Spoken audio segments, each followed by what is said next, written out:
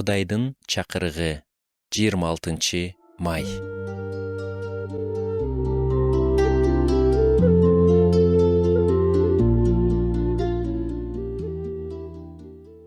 Кээде адам аябай чарчайт. Бир нерседен тажайт. Ички ресурстары бөксөрөт, соолуйт. Баарын таштап салгысы келет. Кээде күрөштөн, кайра ийгиликсиз аракеттерден тажайт. Ушундай акыбалда болгон адамдарды жакшы түшүнөм. Анткени мен да кай бир убактарда ушундай акыбалга түшүп калам. Мен сиздерге азыр эле айткым келет. Биздин Кудай башаламандык ичинде да керемет жараткан Кудай. Ал сынган адамдарды колдонуп, сонун нерсени баштай алган Кудай. Ал Петр менен да дал ушундай кылган. Петр Исага ушунчалык берилген эле.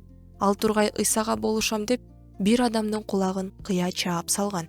Ал эч качан Исадан танбайм деп убада берген. Бирок кийин Иса камакка алынганда Петр бир короз 2 жолу кыкырганча аны тааныбайм деп 3 жолу баш тартып кетти. Кандай оор көңүл калуу, анын кыялдары талкаланды. Ал кайра балык кармоого кайтып кетти. Балким Исанын убадаларында чыныгы маани жоктур деп ойлогон чыгар.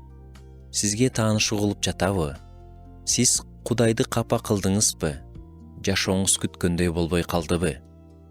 Кээ бир ишенгендер туура эмес жолго түшүп, эми Иса менен байланышкан баардык нерседен баш тарткысы келип жатышабы?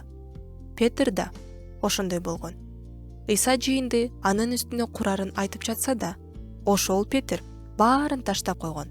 Жада калса тирилген Машаях менен жолуккандан кийин да ал үмүтсүз абалда болгон. Бирок Иса аны кайра калыбына келтирди. Ага күч берди. Анын жашоосуна жаңы дем үйлөдү. Ошол Петр кулаганына карабай, кийин жыйындардын жетекчилеринин бири болуп калды. Өзүнүн биринчи катында ал мындай деп жазган: Сүйүктүү бир туугандар, сыналашыңар үчүн жиберилип жаткан оттуу сыноону жат нерсе катары өгөйлөбөгүлө. Тескерисинче Машаяк тарткан азапка ортоктош болуп жаткандыгыңар үчүн кубангыла.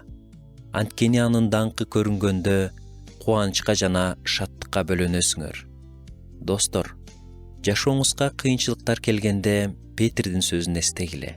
Анткени анын даңкы ачылганда силер кубанасыңар. Сиздин эң жакшы учур алыс эмес.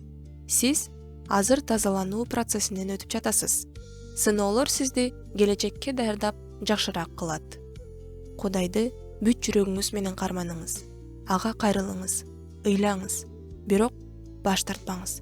Ошондо гана Кудай сиз үчүн эмнени даярдаганын көрөсүз.